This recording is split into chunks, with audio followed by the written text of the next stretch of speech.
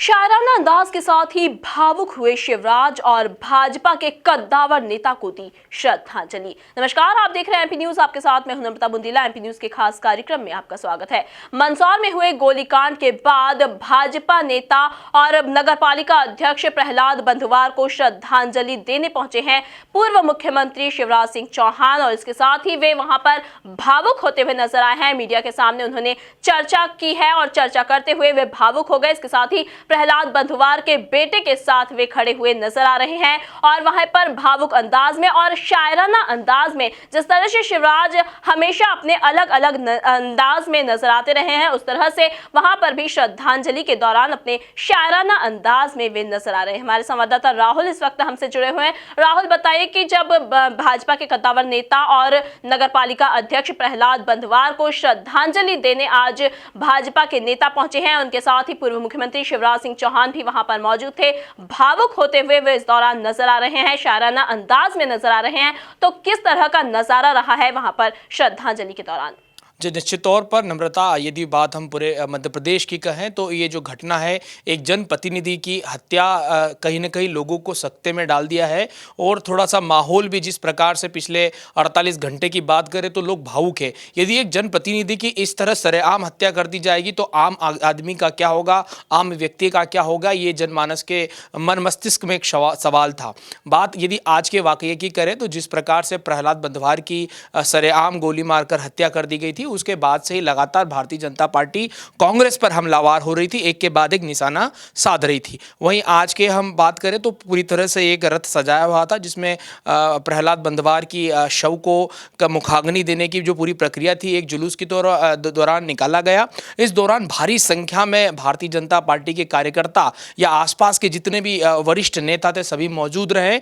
वहीं बात करें अगर हाई प्रोफाइल गेस्ट की तो पूर्व सीएम शिवराज के साथ में भारतीय जनता पार्टी के प्रदेश अध्यक्ष राकेश सिंह भी इस दौरान मौजूद रहे। जिस प्रकार से ये पूरा वाकया हुआ, उनको मुखाग्नि दी गई, जिस प्रकार से वो पंच तत्व में विलीन हुए, उसके बाद शोक सभा का आयोजन किया गया। शोक सभा में जिस प्रकार से उन्होंने श्रद्धांजलि, काफी भावुक नजर आए और कहीं ना कहीं उन्हें ऐसा लगा कि भारतीय जनता पार्टी ने एक वरिष्ठ सिपाही, एक कद्दावर नेता खो दिया है। इस प्रकार की बात रखी शिवराज सिंह चौहान ने भी और राकेश सिंह ने भी। आगे बढ़ते हैं, जिस प्रकार से फिर मीडिया से मुखातिब होते हुए, चर्चा करते हुए वो मीडिया से मुखातिब हो रहे थे, साथ में उन्हीं का बेटा भी खड़ा हुआ था प्रहलाद बंधवार का। उस दौरान वो कहीं न कहीं शायराना अंदाज में भावुक होते नजर आए और उन्होंने शायराना अंदाज में कहा कि चल दिए करके उन्होंने एक शेर साकिब लखनवी का शुरू किया और कहा कि बड़ी गौर से सुन रहा था ज़माना, तुम ही सो गए दास्ता कहते कहते।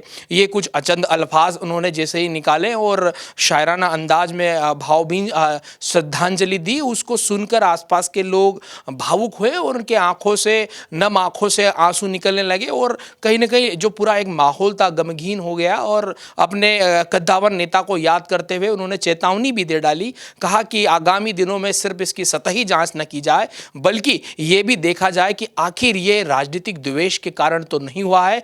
ये कौन है लोग जिनके इशारे पर इतना बड़ा गोलीकांड हुआ है। चूंकि हम अगर मध्य प्रदेश की बात करें तो मध्य प्रदेश में इस प्रकार का जंगल राज कभी नहीं रहा है जब जनप्रतिनिधियों की सरेआम हत्या कर दी जाए। तो कुल मिलाकर उन्होंने कांग्रेस पर भी निशाना साधा। वहीं भारतीय जनता पार्टी ने सीएम शिवराज ने ये भी कहते, पूर्व सीएम शिवराज ने ये भी कहते नजर आए कि ये राजनीतिक का विषय नहीं है, लेकिन अगर भारतीय जनता पार्टी का कोई कार्यकर्ता यदि इस प्रकार से उसकी हत्या कर दी जाती है तो ये निंदनीय है और हम बिल्कुल इसके लिए संघर्ष करेंगे।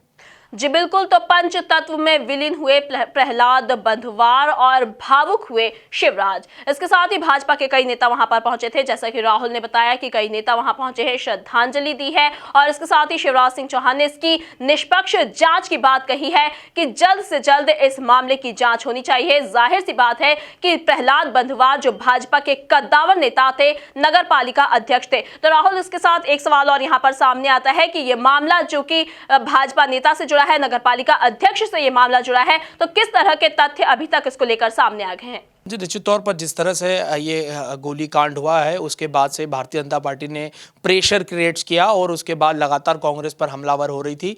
वहीं यदि हम बात करें तो इस पूरे मामले में एक बैरागी नाम के बंदे को कहीं न कहीं इसमें देखा गया है, अटैच किया गया है। और जिस पर सबूत मिले हैं, जिस चश्मदीदों से जानकारी मिली है कि कहा गया है कि ये कभी करीबी माने जाते थे, वो नज़दीक आने के बाद उन्होंने जय श्री राम का नारा दिया और उसके बाद सीधे गोली मार दी गई। तो साफ तौर पर यह भी कहा गया है कि जो व्यक्ति का नाम अभी सामने आया है उनसे जुड़े हुए कई ऐसे किस्से हैं, कई इस तरह की कुख्यात घटनाओं को पहले भी अंजाम दे चुके हैं। तो ये कहीं ना कहीं एक अगर बात करें तो वैसी पृष्ठभूमि से ही है।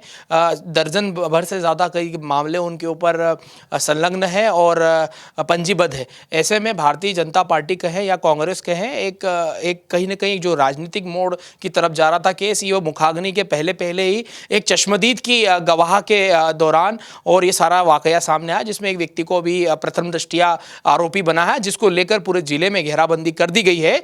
फिलहाल पुलिस को कोई पुख्ता सबूत नहीं मिला है, लेकिन जिस प्रकार से पुलिस इस पूरे केस में रिएक्शन दे रही है, अंदाजा लगाया जा सकता है कि आगामी कुछ ही घंटों में इसका पर्दाफाश भी हो जाएगा। जिस प्रकार ये मुखाग्नि के पहले क्योंकि पूरे प्रदेश भर से नेताओं की अलग अलग तरह की राय आ रही थी और यह कहा जा रहा था कि यदि इसका पर्दाफाश नहीं हुआ तो हम इस पर कठोर कार्रवाई करेंगे। तो इसको लेकर कांग्रेस पूरी हरकत में आई। गृह मंत्री बाला बच्चन का भी कल बयान था, उन्होंने कहा था कि हम जल्द ही जो भी इसके पीछे अपराधी उसको पकड़ लेंगे। तो साफ तौर पर अभी प्रथम दृष्टया जो आरोपी को बनाया है उसकी पूरी पूछताछ की जा रही है। बताया जा रहा है कि काफ़ी करीबी माने जाते हैं वो प्रहलाद बंधवार के, और जिस तरह से ये जो आंकड़े और जिस तरह से सोशल मीडिया पे उनके फोटो वगैरह है वो साफ तौर पर इशारा करती है कि किस तरह से इस पूरी घटना को अंजाम दिया है। अगर हम इसकी घटना के पीछे की बात करें तो कोई एक जमीन को लेकर विवाद था, जिसमें वो चाह रहे थे कि वो उनके काम के लिए कुछ आवंटित कर दी जाए। हालांकि साफ तौर पर इस प्रकार की कोई पुख्ता सबूत नहीं मिलेंगे, ये सिर्फ कयास है।